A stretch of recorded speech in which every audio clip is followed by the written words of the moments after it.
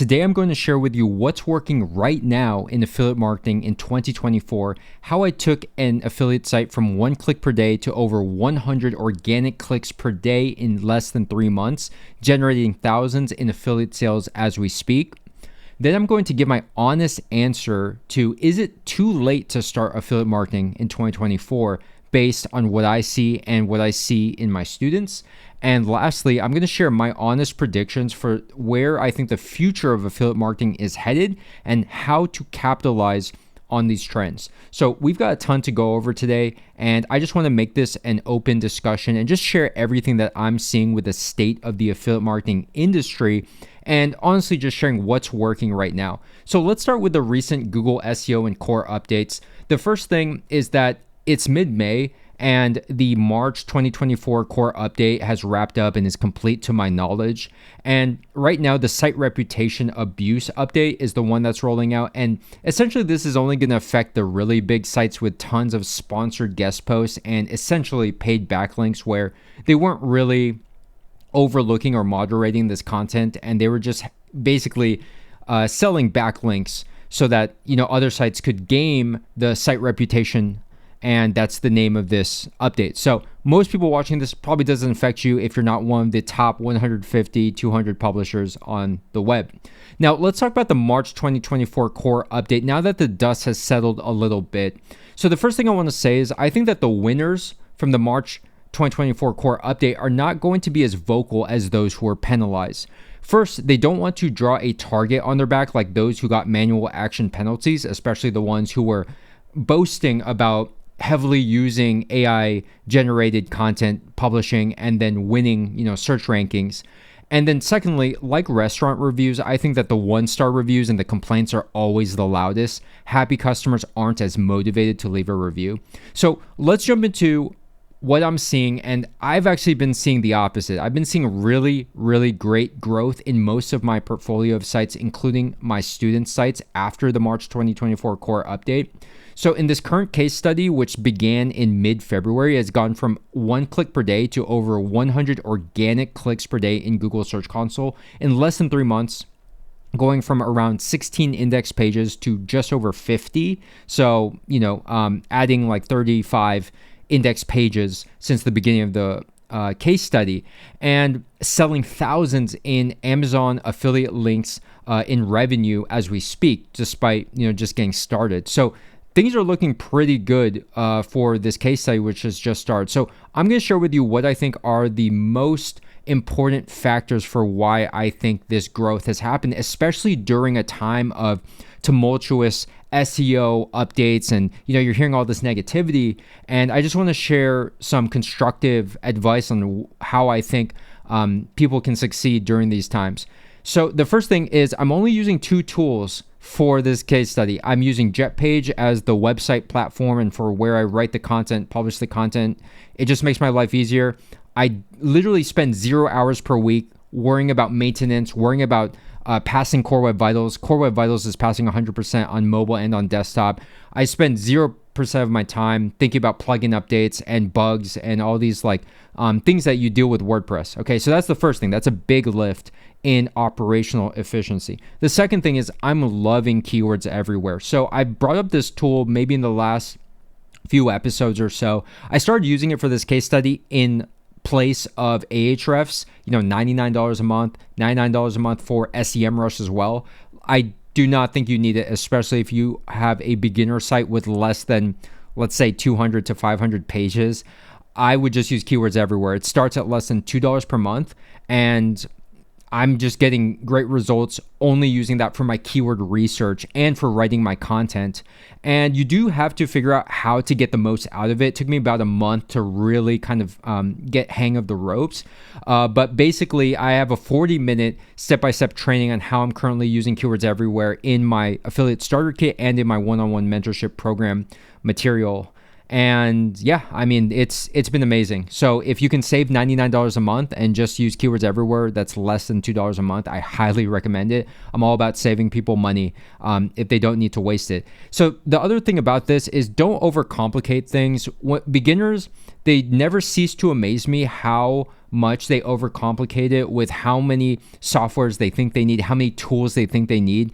Honestly, I'm literally just using these 2 tools and getting these results and making affiliate sales and growing traffic. Like you don't need as much as you think you need. And beginners are the most susceptible to thinking that they need 12 softwares to just do a simple job. Moving on, there's a really strong correlation between the number of published posts and traffic growth. So like I said, 35 newly indexed pages in 3 months. That's an average of 11 posts per month. That's just under 3 posts per week. So it's not crazy. I've seen case studies where they're doing closer to 1 post per day, so 7 posts per week. But we're talking about a post every other day for the most part. And yes, that is a lot. But at the same time, again, I've seen, especially with the AI content, people were publishing hundreds of pages per week. So 3 posts per week is pretty achievable, to be honest, especially if you have a really good workflow, something that I've developed where I have templates for my posts. So when I create a new post, I don't start from scratch. I literally clone an existing post that is already doing well, and I follow that same format. And I always try to improve the template, improve the sections within the template, and I always try and make it better. Once I find a better working template that's a winner in Google Search Console, then I apply that template to the older posts, the existing posts, and all future posts. Okay, so we're always iterating here. Now, the reason I bring up this point about number of published posts and traffic growth, I've seen way too many beginner sites that have way less than 50 pages, and even then, these days, 50 is not even that many pages when it comes to growing your authority. Okay, so you really need to jack that number up. Now, this case study only has 50 index pages and is getting over 100 organic clicks per day. So, at the end of the day, get to that 50 post milestone, but don't stop. Like, just keep going, stay consistent.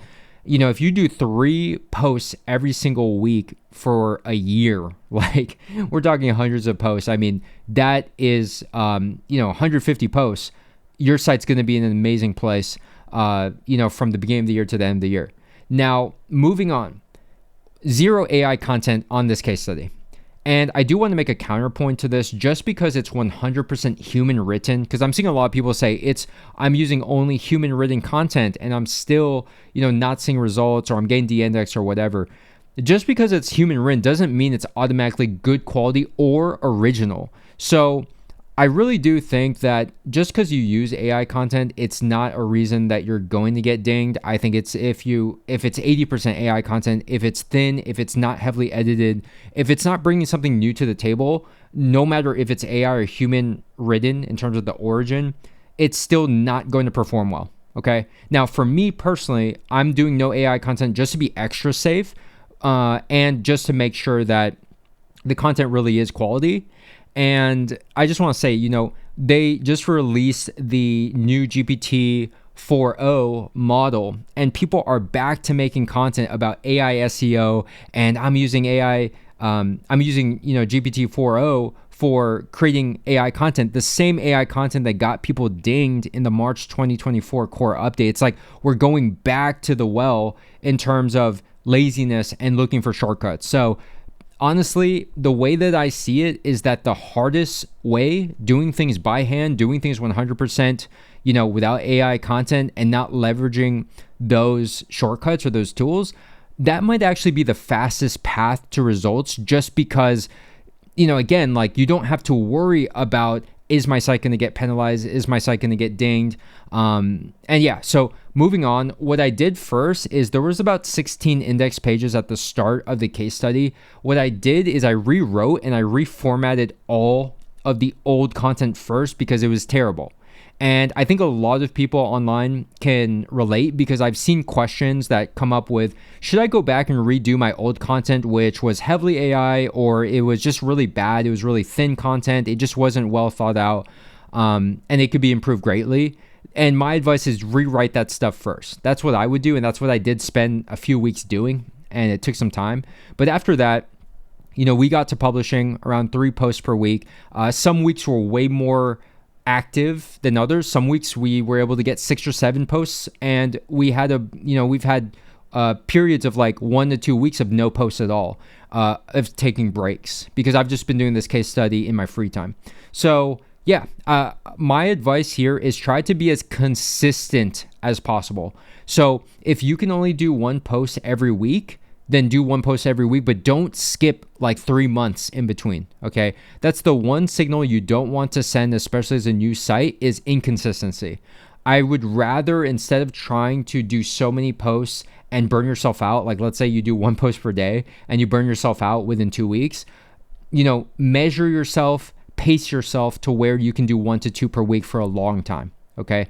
Now, the big X factor that I personally think has helped this site is a super strong emphasis on thoughtful internal linking between related posts. So let me explain. There's levels to internal linking, okay? And I don't think that it can truly be automated, at least at the highest level. I know it can be automated. I can come up with a method of doing that. But what I think actually produces the most results is you have to think critically about what's most relevant to each other. So if one post gets popular, it sends its page rank and its link juice, quote unquote, to whatever post it's linking to, okay? So you need to be very intentional about what you link out to from what post. So if a post is doing really well, if it's going to send really good signals to other pages on your site, you have to make sure that you're picky about where you're sending that link juice, okay? Now, when you publish a brand new post, it has no link juice pointing to it, okay? So you have to update any of the old posts that are relevant to the new post, and you have to try to send that link juice to boost the new post and to get it, to get these page rank and to get the link juice, okay? It's a lot of work. Let me just put it that way. And when you're doing it manually, which is the way I'm doing it, you have to use a lot of creative thought, and it's just not easy, but I think the rewards are absolutely worth it. And speaking of internal linking, the higher that the link is on the page, so let's say in the first third of the page, right after the intro paragraph, that link is going to have the highest weight as far as the link juice. Moving down the page, the lower and lower and lower you go, it's going to have less weight.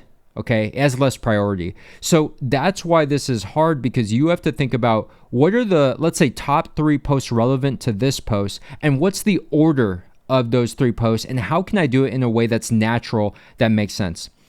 And lastly, the anchor text should roughly match the focus keyword of the blog post you're linking to. So you can't just put the raw link. I've seen some people just put the raw link, the URL. Don't do that. Make an anchor text, make it match the keyword, but don't over optimize. And lastly, there's no orphan pages on the site. When I first did a technical SEO audit on the website for the case study using Ahrefs, and I saw that there was a lot of orphan pages that basically were not receiving any internal links from any other page on the site. Don't do that. Every single page needs to be linked from at least one other page, if not, 3 to 4. And no page on your site should be 3 clicks away, more than 3 clicks away from the homepage. Okay. And the last thing I started doing is I also started experimenting with reposting on Pinterest, something that I'm very interested in. And we'll talk about other traffic channels next. So let me answer the question. Is it too late to start affiliate marketing in 2024? So let me tell you what I'm saying. So I have a student named Peggy who started their website in February of 2024. So 3 months ago. And they joined my one-on-one mentorship program the same month, maybe a couple weeks after they started their site. And they actually made $180 in their first affiliate sale in April 2024, so 2 months later. And they've made 4 more sales since then in May. And it's mid-May 2024 at this time. So what I have to say is, you'll never get there if you never start. And from my case study, this is generating thousands in affiliate revenue. And from a tiny site that, I'm seeing real-time results, and even from Amazon Associates, which is, I've talked down on Amazon Associates. Like early this year, I talked about how, I kind of overlook Amazon Associates, but if it's, if it's getting sales, then at the end of the day, I guess I can't talk down upon it anymore. But yeah, just to, summarize, what I'm seeing is that the window's still open. I mean, again, if you never get started, then you'll never know. And we don't know how long the window is going to be open. I just think that if you're establishing your brand today, and I'm going to talk about where I think the future's headed, but the sooner you start, the sooner we can get working on your content, whether that's YouTube, whether that's blog posts, and, the sooner we can improve it. But if you don't have a version 1.0 of your business, how can we have no data to look at. We have nothing we can optimize, okay? And the problem is a lot of beginner sites, especially if you don't have a lot of content, we don't have enough data in Google Search Console, in, your analytics to make any judgments. And so that's the problem. Like, you cannot improve something that doesn't exist. And yeah, like, based on my perspective, there's always going to be people who are going to be on the sidelines, and you learn the most by actually getting your hands dirty and by doing. And that was a big shift in my recent course teachings in my affiliate starter kit and in my one-on-one mentorship, is I want to get people started as soon as possible. Because if we spend all day theorizing about, hey, here's this method, here's a million methods that could work, we don't know what's going to work for you and for your niche. And we don't even know, we don't know until we experiment and we try stuff out. And where I'm seeing the biggest growth in my students is when they've been trying things out and we have 3 to 6 months of data to look at in something like a Google Search Console. We have data on what are they making affiliate sales from, what pages are generating the most traffic. It's always 80-20. It's always going to be 20%, 10% of the pages are generating the majority of the traffic and the sales. And if you don't have enough data that we can even make meaningful insights, then there's just not much we can do. So let's talk about the future, and let's talk about the latest SEO updates with generative search. Okay, so right now Google announced that they're implementing Gemini into the search. That you've probably seen, it was called SGE before. I've seen these AI overviews sometimes, and for specific queries. I think right now it's mostly informational content, like, for example, queries that involve what is blah blah blah. So I've seen this, and I'm seeing mixed results about, people are saying that the AI summary has been quite bad, if not downright misinformation for some things. For me, I do a lot of Google searches every single day, working on, SEO and the case study. And what I've seen is, first of all, I don't see it for all of the queries that I'm looking for, specifically products and product reviews. I do see it for informational, and it's been hit or miss, honestly, but I just think it's too early.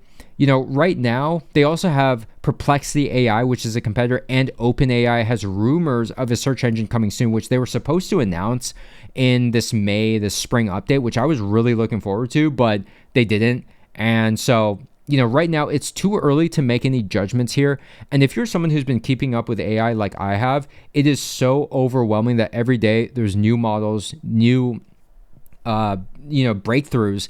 And it's like getting to a point where, to be honest, the cutting edge and where the technology is versus what is practical, what's actually useful right now, and what's actually like replacing jobs, there's a big gap.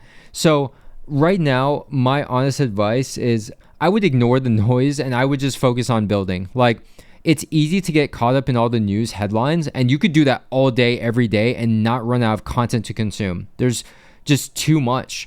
And just like with watching the news, even before AI, if you just get caught up with this, like, there's so much sensationalism and there's so much negativity that it can stop you from taking action in the present. It can stop you from doing stuff right now, which you should just focus on what you can control. We can't control the news and the breakthroughs and everything. You can just control on providing value today. So honestly, I would just focus and stay honestly laser focused on what can you do versus what could you theoretically do a year from now, 2 years from now, just because we're not there. Now, let's talk about the future of affiliate marketing. YouTube. I've been talking about how YouTube, I think, is the platform to invest in, and I think that it's the future because it's way harder to replicate and compete with than just text. So no matter how good AI video generation will be, and they talked about, there's OpenAI Sora, there's, I think it's called VO that they announced, and with AI video generation, the truth is it's never going to replace a human's opinion on actual products, both physical and software. So what I'm seeing is like this will be really good for filmmaking, for video game development, for cutscenes, for art, right?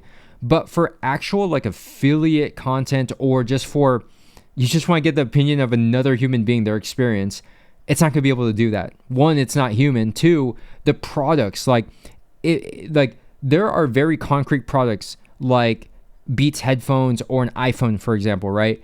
If you create an AI video generation, it just makes this, because I've seen some AI video product reviews or whatever, it's terrible. Like, it's basically what you were seeing with the early image generation where there was like 6 fingers on hands and they're still trying to deal with that. But it's even worse for products because products have a specific form and they have a specific brand. So when you try to create this like AI generated product that doesn't exist, then it doesn't pass the human filter. And even if it did, why would you trust an AI's opinion about any product? Okay. So I've been combining YouTube with a niche site for 10 years now, starting in 2014. And YouTube is actually working better than ever because people are growing skeptical of Google search and this AI garbage content. So yeah, YouTube is more evergreen and it's harder to compete in terms of it's easy to copy and paste text. You can't just copy and paste a video, okay? Now, I actually just added a 2-hour YouTube affiliate marketing masterclass to my one-on-one mentorship program, and I analyzed my best performing YouTube videos that generate millions in affiliate sales.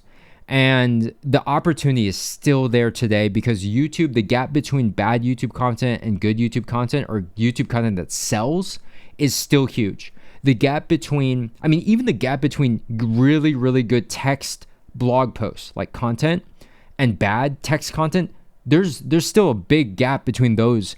But just imagine video, it's like 10 times worse, okay? Now, real quick, there's a story of these fake AI writers from Futurism that I need to dedicate a whole episode to because this is a crazy story.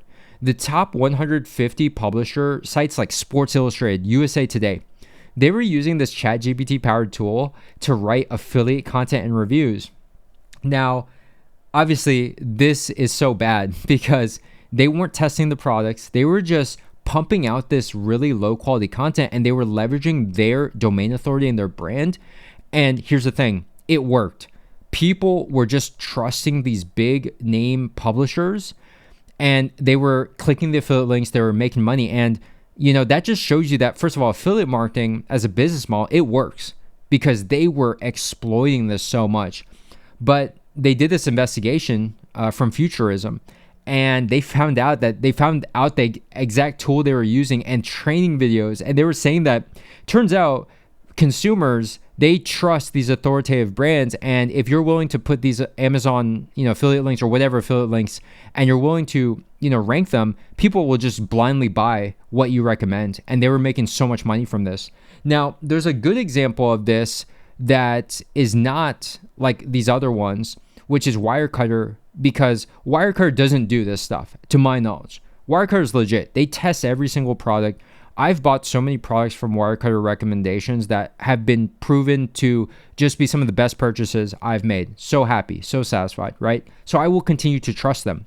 However, when you have sites like, and I'm making this up as an example, but if you had a site like Sports Illustrated or any site that was about sports and it's talking about where the best air fryers, something like that, I was seeing that way too much to the point where, I would never take their word for it, right? And even if you did take their word once and it turned out to be wrong in terms of they made a bad recommendation, you would never go back to them again. They've burned their trust and their reputation.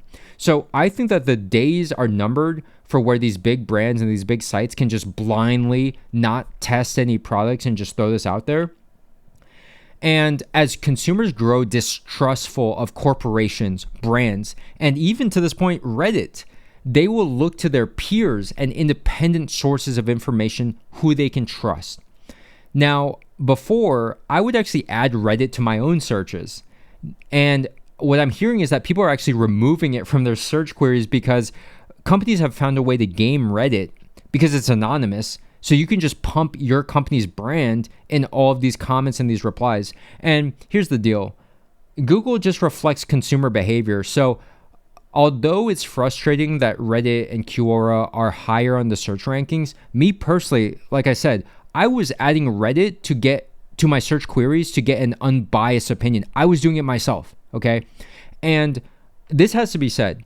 SEO, to a degree, was kind of like a curse because the people who were way too over SEO optimized, they were winning and they were gaming Google to get those top rankings. And I gotta be honest, their content was trash. A lot of the content was trash. So for me, I've never been too overly focused just on SEO. I focus on SEO as a traffic channel, as a means to an end. I was always more focused about the content because the content is what sells. The brand and the trust and the reputation is what gets conversion rate, not SEO. SEO can get you traffic to the page. It's not going to guarantee you get sales, okay? So I've always been a little bit, not overly all my eggs in one basket on SEO, just because I've also seen the Penguin, the Panda updates back in the day where businesses were destroyed overnight. So I was always like, weary of that. And I never forgot that. So for people to put way too much weight into a single traffic channel, I just, to me is naive. Okay. Now, there's so many more traffic channels outside of just Google search. So people have been saying they've been moving on to Bing and DuckDuckGo, Perplexity AI, for like an AI answer engine. And aside from Google search, there's YouTube. So I've just discussed that. That is the second biggest search engine, also owned by Google. But to be honest, it's different in terms of it's easier to rank on YouTube. YouTube videos rank on the Google search results themselves. So YouTube is just fantastic. Pinterest is huge, especially if you're running a blog. There are blogs that are generating like 80% of their traffic and getting hundreds of thousands of organic traffic from Pinterest alone. And I've been experimenting with it. And yeah, Pinterest is something you absolutely must explore right now if your niche is relevant to Pinterest. There's LinkedIn, Twitter, TikTok, Facebook, Instagram. There's just so many more traffic channels, and you just have to think about diversifying, just simply put, okay? Now, let me talk about, again, focusing on value and content rather than SEO. Over-optimized SEO content, and I've read a lot, to be honest, it's barely readable, and it's a poor user experience. So that's just a little pushback in terms of, all this SEO influencer stuff. You never want to be too tunnel vision or too narrow-minded to where, you think that your day job, like the thing that you specialize in is the only thing that exists, that you deserve to be number one. I got to say the SEO was taken to a point where it was detrimental to the quality of the content and the user experience. And I know, because I know how to overdo the SEO, it's not good. Just like when you have over reliance on AI content, that content's also not good. Now imagine combining AI content with over optimized SEO. It's doubly bad. Okay. Now let's move on to talking about more about the future of affiliate marketing, what you can do today. Now, I really do think YouTube is where you can invest in, but I would still do both, honestly, because you have a chance to double up on your ad revenue and your affiliate sales and on the search engines 1 and 2 that you can rank on.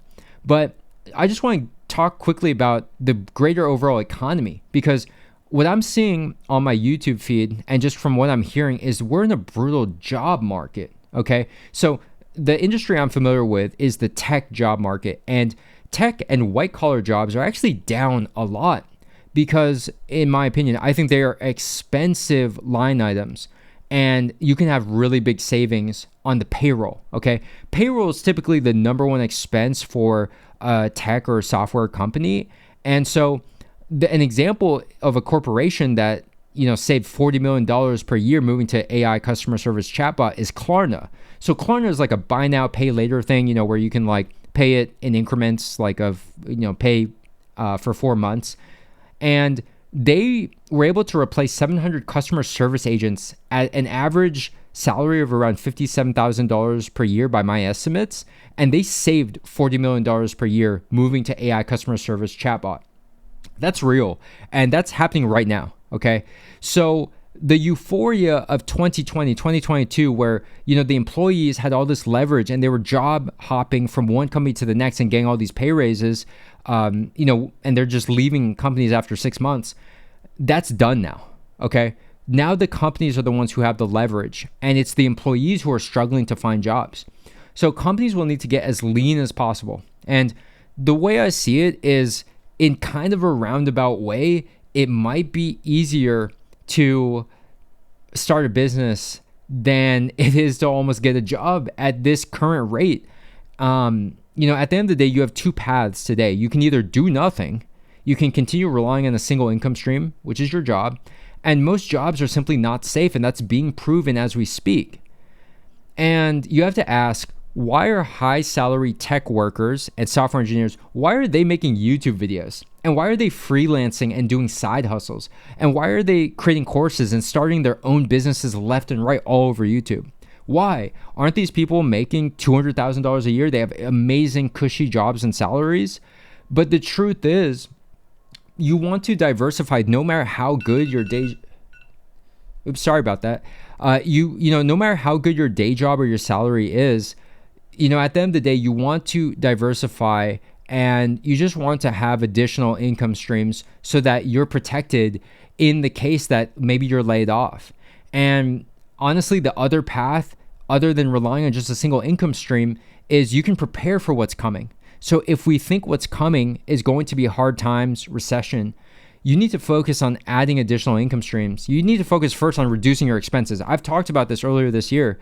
I said that, everything, like, for example, I said, instead of eating out, learn to cook. That's something that I've been really focusing on in the past 1 or 2 years. You can save so much money by just cooking things from home. Restaurants are so overpriced these days. Inflation is through the roof. So I've already been, thinking about that earlier this year, but now more than ever. Now, diversifying income streams, again, like, if you need to start now, and whether it's freelancing, whether it's side hustles, whatever you need to do, I think you should start building those things up now, because it takes time to gain social proof and to gain traction and to grow these income streams. So you have to start as soon as possible. Now, what I recommend, or what you could do, is like, look, life is going to continue going on. Bills will still need to be paid regardless of what is going on in the economy, in the job market, in the SEO or whatever. Again, I think you need to keep building and ignore the noise and the negativity. Keep improving yourself and your business 1% every day, okay? Just because it's easy to get caught up in the headlines. It's easy to get caught up in, the doom scrolling and just watching YouTube over and over. I've done it myself. I do it every day. I get distracted. But if you just focus on building, it puts you into a growth mindset of creation as opposed to doom scrolling and just falling into deeper and deeper anxiety about the future. To lessen your anxiety about the future, you have to take control of the present, okay? And one recommendation I do have is join a community and build your network right now, to stay motivated, learn faster with crowdsourced information, and have accountability with like-minded people. See, a network is actually even more important for getting a job. So, I know people who have gotten jobs in tech, and they got it through a referral from someone who already works at one of those big FANG companies, okay? So that's the thing, is like, network is important even for the traditional job market. It's also important for entrepreneurship, okay? So yeah, that's what I would recommend. And basically that's what I see that's working right now. That's where I think the future is headed. I think you need to focus on what has the most defensibility and a moat. YouTube combined with a website, because right now the case study is just a website, and that's still doing well by itself. But if you were to combine YouTube and add that on top, I would put my energy, 80% of my energy into YouTube, 20% into the website. That's how I would split up my time and my focus and my effort. But if you could do both, you could really have these two entities that basically, if one were to go down, okay, Google search, right? If you still have the YouTube, you still have something that, you still have a business, right? But too many people are building just on one and not the other. Like, you have these huge YouTube channels that have millions of subscribers and so many dozens, no, not dozens, hundreds of videos. They're not translating that to any sort of like website, and vice versa. You have these websites that are only focused on Google search, and they were doing well, but they never invested into YouTube despite having been doing this for 14 years. I would never have done that. That's a mistake, to just focus on one and to not diversify throughout the course of, let's say, 14 years.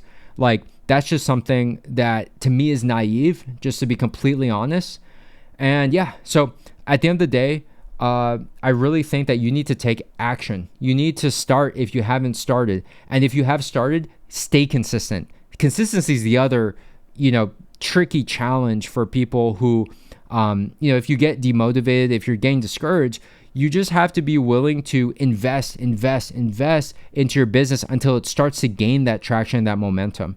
But yeah, anyways, that wraps up this video, and that wraps up my honest, just candid thoughts on everything regarding the affiliate marketing industry and where I think things are heading. And I'm curious about what people are experiencing or what their thoughts are. Leave in the comments below. And if you are interested in joining my one-on-one mentorship program or the affiliate starter kit, which is my best beginner training on how to get started in less than 30 days and finally have something up and running instead of just reading about it, watching YouTube videos, listening to podcasts, you learn 80%, 90% of this job through doing, because there's just too much nuance within every single niche, and every single business is, you're going to have to find your own path. So you won't find that path until you start building your own thing, version 1.0, and it's going to be terrible. Just to throw it out there, everybody starts somewhere. But once you have version 1.0 and it's terrible, we can work on version 2, version 3, version 4. But if you don't even have version 0, right, then that's the biggest mistake you can make. Stop being on the sidelines, and you really need to get in the game and get your hands dirty. And I myself am still learning new things every single day. I'm trying new things every single week with this case study, and it's amazing like how much improvement and how much potential there is. And that's coming from someone who, I've been doing this for a long time, and I consider myself pretty good, but I'm still learning new things today. Imagine you're a beginner. You have so much to learn. So yeah, that wraps up this video. Hope you enjoyed it. If you did, please hit the thumbs up button, leave a comment below, let me know your thoughts, subscribe for more videos like this, and hope to catch you on the next one.